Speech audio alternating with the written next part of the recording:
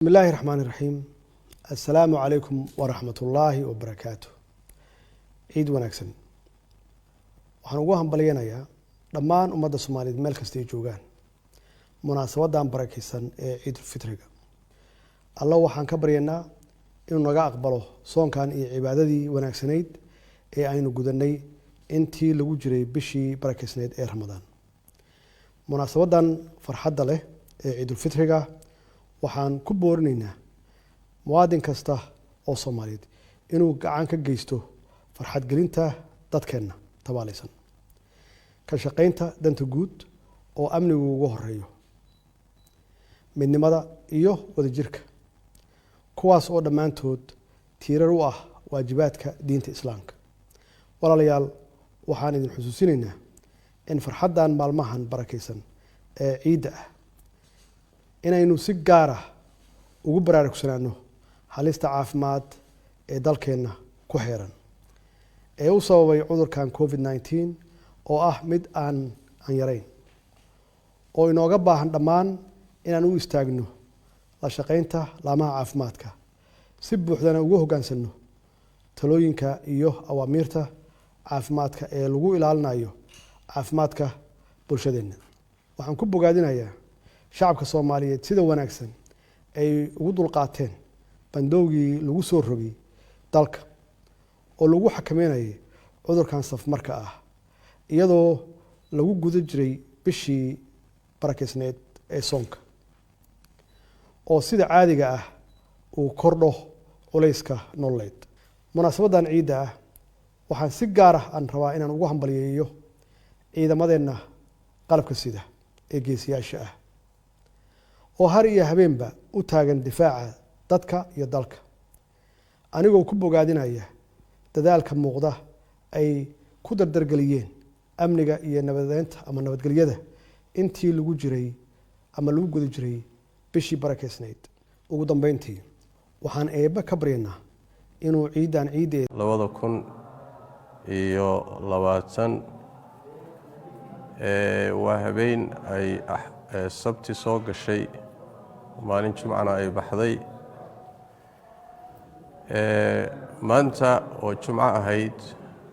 Ramadaan waxaan u soomanayn 29 caalamka badankiina sidaas uu ahaa caawa muddo haddaan bishii raadinaynay markii 9kii fiidnimo la joogay oo waxba weynay macluumaadna soo gaargaarayna aanu xaqiijin weynay ayaa waxaan iclaaminay in aanan haynin bishii meel laga arkay sidaana aan berri oo sabti ah ku dhammaystirayno soonkii bisha Ramadaan 30 buuxaha aan ku dhammaystirayno axadana ay ciid noqon doonto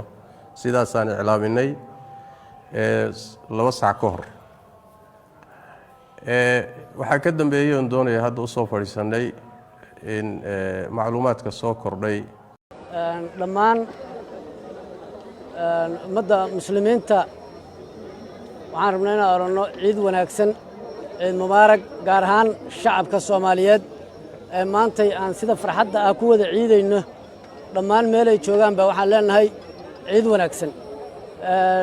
waxaan ku faraxsanahay haddaan nahay booliiska Soomaaliyeed inaan sidaan sharafta leh oo isdhex socodka leh oo nabadda leh inaan oola ciidno dhammaan shacabka Soomaaliyeed inaan oola ciidno ayaan aad iyo aad ugu faraxsanahay. waa ku mahadsantihiin ciidda wanaagsan iyo sida sharafta leh oo aad ciidanka booliiska iyo amniga oo la shaqeynaysaan oo oola ciidaysaan waxaan leenahay aad iyo aad baad u mahadsantihiin. insha Allah haddii Ilaahay mar walba saas bay noo wada noqon doontaa. mar kale waan idin mahad celinayaa dhammaantiin saxaafadda iyo shacabka iyo ciidanka booliiska ee meel kasta jooga ee sugahaya inay dadka amnigooda inay shacabka ku ciidaan si nabad ah. waxaan leeyahay ciid mubaarak aad baa u mahadsantihiin. halkan waa garoonka kubadda cagta ee degmada Luuq oo ay soo buux dhaafiyeen kumanaan dadweyne ah oo ka kala yimid xaafadaha magaalada Luuq waxaana ay isu soo diyaariyeen inay ku tukadaan salaada Ciidul Fitriga iyadoo laga ciidayo dhammaan gayiga ay Soomaalidu degto iyo qaar ka mid ah wadamada Islaamka. gudoomiyaha maamulka degmada Luuq Ibraahim Maxamed Nuur oo salaada ciida kula tukaday dadweynaha garoonka kubadda cagta ee degmada Luuq ayaa ugu baaqay in nabadda laga shaqeeyo. qodob koowaad waa nabadgelyada deegaanka loo nabad u baahan yahay dhammaanteen waxaan ku qurux badan nahay oo sharafteedna iyo deegaankeenna iyo gurigeena u baahan yahay waa nabad nin kasta halkaan fadhiyo waxaan ka codsanaynaa inuu ka shaqeeyo nabadgelyada oona gacan siiyo wax kastoo nabad u kaalmaynayo wixii nabadda lidku aana ka fogaado oo uu ka hortago ayaanu ka codsanaynaa dadweynaha meesha muslimiinta ah intaa kadib qodobka labaadna rabana waxay diinteenna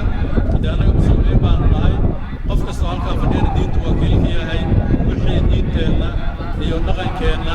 iyo nidaamkeenna islaamiga wax u dhimayaan waa in laga hortago. salaada ciida kadib waxaan mikrofoonka la dhex qaaday qaar ka mid ah bulshada ku dhaqan degmada Luuq kuwaasi oo eheladooda la wadaagay farxadda ciida.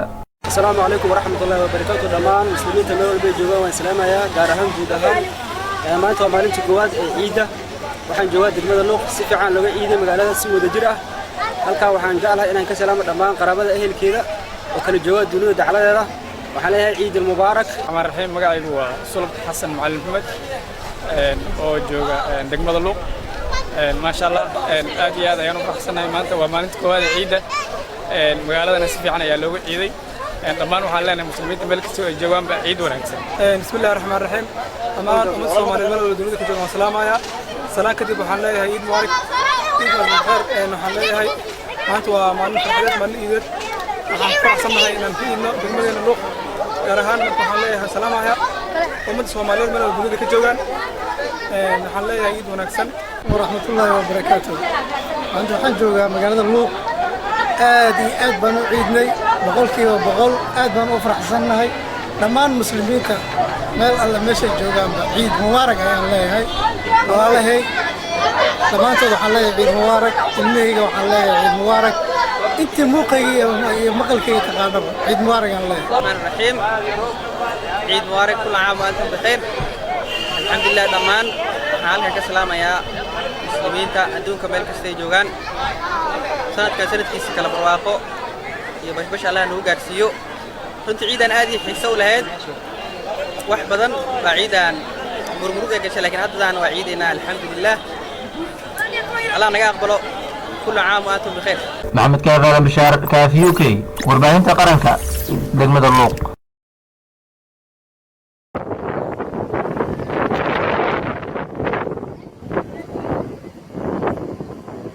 volcano da volcano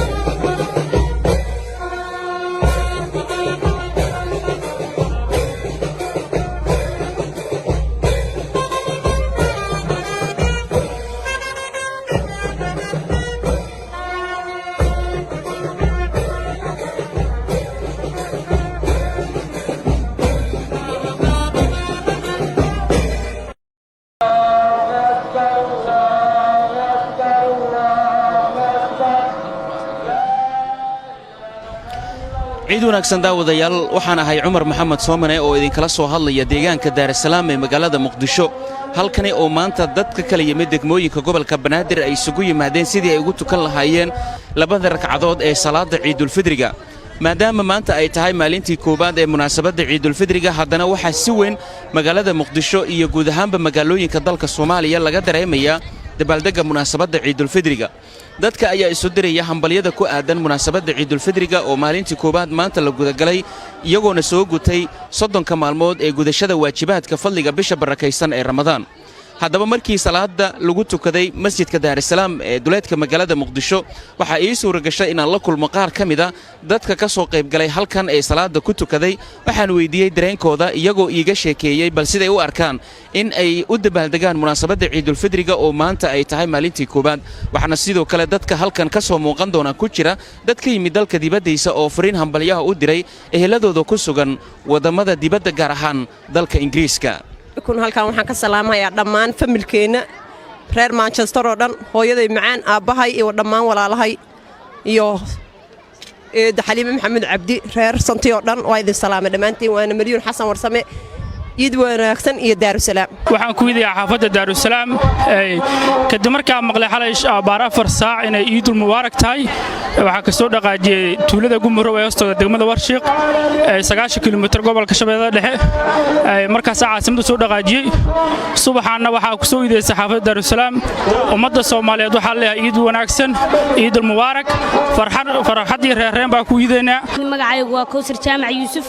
oo jawaabta waxa ku suganahay masaajidka Daarsalaam waxa halka ciid wanaagsan iyo qalbi wanaagsan ugu hambalyeena dadka Soomaaliyeed ee wada ciiday aan ku ciiday caafimaad ciid wanaagsan bashabash iyo barwaaqo waa idin salaamayaa muslimiinta meel kasta aad joogtaan ciid mubaarak waan ciidahayna kullu aamin wa antum bikhayr ciid wanaagsan leenahay muslimiinta meel kasta joogan ku faraxsantahay inaan Soomaaliya ku ciidid ha ya salaamaysiam ayayday oo xaawo habiya hadan habiya Saudi habiya Kifah يا أبتي أحمد أبتي مولد أبتي جبريل أبتي شماكة عيد ونكتنا عليها هاي كل عام وأنتم بخير دمان مسلمين تا مال والبيكو كلنوليهن وحاليها هاي فرحتكم عيدة وحاسقار وسلامة يا والدين تيدا iyo asxaabtayda dhamaan anoo soo kala goobaynin dhamaantooda salaamaya ummadda muslimiinta waxaan leeyahay kullu good meel walba adduunka joogan kullu caam wa antum bikhair waxa waaye munaasabada ciidul fidriga maalinka koowaad lagu wada jira ummadda inta wad macnaas afuran oo maanta macnaa ciidayaan waxaan leeyahay kullu caam wa antum bikhair meel walba aad joogtiin waan salaamaya dhamaan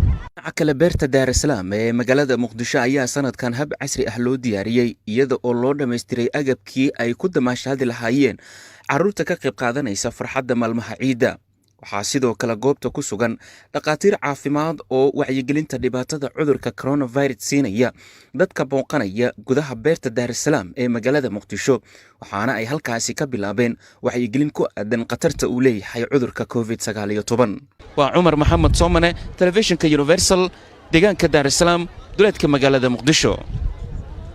ee la xiriira cuntada sida bulimia iyo anorexia way adag tahay in la ogaado tirada saxda ah ee dadka qaba sabab la xiriira dadka oo aan ka hadlin iyagoo ka cabsi qaba ceebayn ama takoorid balse caalamka oo dhan waxa lagu qiyaasaa inay gaarayaan 70 milyan oo qof